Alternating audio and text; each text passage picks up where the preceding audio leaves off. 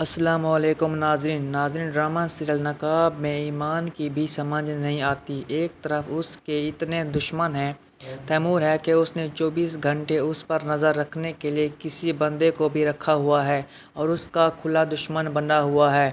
اس کے باوجود ایمان یونیورسٹی اپنا رزلٹ کارڈ لینے پہنچ جاتی ہے، یہی اس کی پہلی غلطی تھی۔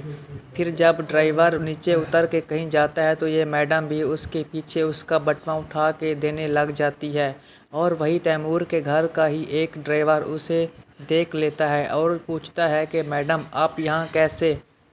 تو میڈم بھاگ کر ایک ویران سی بلڈنگ میں چلی جاتی ہے۔ شکر ہے کہ بلال نے مجید کو اس کی حفاظت کے لیے بھیجا ہوا تھا۔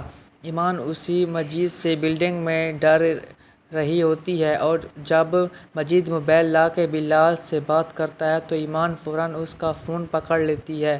میڈم صاحبہ کا سارا ڈر ایک دم سے غائب ہو جاتا ہے۔ بلال اس موقع پر بھی یہی بات کرتا ہے کہ جس کا غلط مطلب نکل سکتا ہے۔ وہ مجید سے کہہ رہا ہوتا ہے کہ میں نے صرف تمہیں اس کی حفاظت کے لیے بھیجا تھا، میرا نام نہیں بتانا تھا۔ ایمان فون اٹھا کر بلال سے کہتی ہے کہ آپ کا نام نہیں آئے گا، بس یہ بتائیں کہ مجھے آپ کے سامنے پیش ہونا ہے یا تیمور بھائی کے سامنے۔ شکر ہے کہ بلال کے دل میں ایمان کے لیے کوئی جذبات نہیں تھے اور وہ واقعی سچ کہتا تھا کہ اس کا ایمان کے ساتھ صرف انسانیت کا رشتہ ہے، کیونکہ ایک بار فیملی کے سامنے ایمان نے اس کا ساتھ دیا تھا، اس کے کردار کی گواہی دی تھی اور اس کا ہاتھ بھی پکڑا تھا۔ لیکن آج جس طرح ایمان نے شک کیا اور اپنا ہاتھ چھڑوا لیا، بلال کو لگا کہ اب اس کا حساب ایمان سے برابر ہو چکا ہے۔ اب اسے نہ اس کی حفاظت کی ضرورت ہے نہ ہی اس پر نظر رکھنے کی۔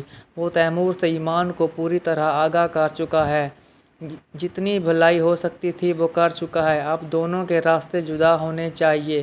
بلال کو یہ بھی دکھ ہے کہ اس کی بہن اور احد بھی اس پر شک کر رہے ہیں، جبکہ اس کا ایمان کے ساتھ ایسا کوئی معاملہ نہیں۔ بلال نے ایمان کے ساتھ جتنا اچھا کیا اس کا بدلہ 100 گنا بڑھ کر دیا۔ ایمان کی رہائش ختم ہونے کے بعد نہ صرف اسے کراچی میں نوکری دلوائی بلکہ ایسی نوکری کی وہ گھر بیٹھے تیمور کی نظروں سے اوجھل رہ کر کام کر سکے۔ رہائش بھی بہت اچھی دلوا دی اور حتیٰ کہ CSS کے امتحان کی تیاری بھی کر سکے۔ اب بلال ایمان کو واضح میسج کر دیتا ہے کہ آج کے بعد میں آپ کی حفاظت کے لیے کسی کو نہیں بھیجوں گا، آپ خود ہی اپنی حفاظت کے لیے کافی ہیں۔ میں آپ کو دشمنوں سے آگاہ کر چکا ہوں، اگر کبھی میری مدد کی ضرورت ہو تو بلا جھجک کہیے گا، لیکن میں خود نہیں آؤں گا۔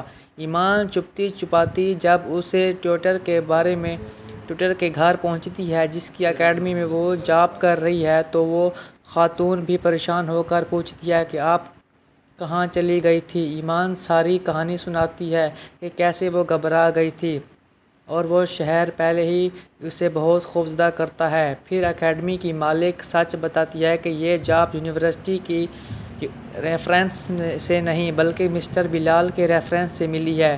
وہ میرے بہت ہونہار ٹیچر تھے، سالوں تک آن لائن پڑھایا ہے اور ان کے سارے اسٹوڈنٹس کامیاب نکلے۔ ان کے کہنے پر ہی نوکری اور رہائش دی گئی ہے۔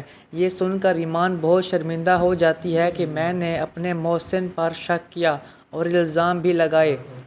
وہ بلال کو کال کر کے صفائیاں دیتی ہے کہ یہ شہر آپ کا ہے، بچپن سے یہاں رہ رہے ہیں، آپ کے جاننے والے بھی بہت ہوں گے، لیکن میں نے تو یہاں صرف گنوایا ہے۔ اپنے رویے پر معذرت خواہ ہوں۔ بلال کہتا ہے کہ کوئی دشمنی نہیں ہے، میرے اپنے گھر میں اتنے دشمن ہیں کہ اور کسی کی ضرورت نہیں۔ اب سے نہ میں کانٹیکٹ کروں گا اور نہ ہی کوئی فیور دوں گا، البتہ اگر کبھی مدد کی ضرورت ہوئی تو میں حاضر رہوں گا۔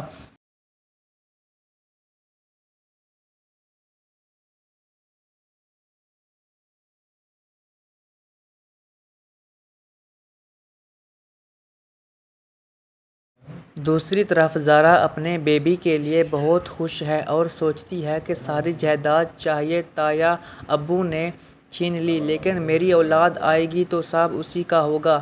مگر تایا ابو کا پلان کچھ اور ہے۔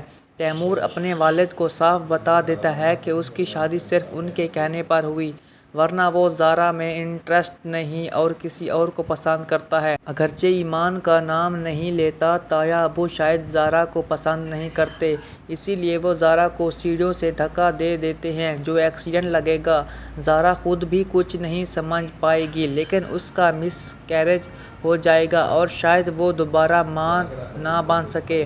تیمور کو اولاد کے کھونے کا افسوس تو ہوگا، لیکن زارا سے جان چھڑانے کے لیے وہ یہ قربانی دینے کو تیار ہے۔